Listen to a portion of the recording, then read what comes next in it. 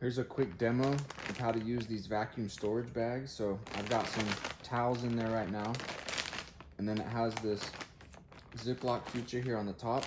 But what really helps make sure it's completely sealed all the way across the top, which you definitely want to do so no air leaks in after you've sucked it all out. It comes with these little clips right here. You just slide those over the Ziploc part of the bag and give it a little pinch and seal the bag that way. See, I might even do it one more time because I kind of messed up there on the end. Kind of let it slip away from me, and I don't want any air leaking out. So now with that completely sealed, just remove this cap right here on the bag, and then you attach your inflator, or not inflator, your vacuum pump, doing the opposite of inflating, onto it right here, and then you press the power button right there.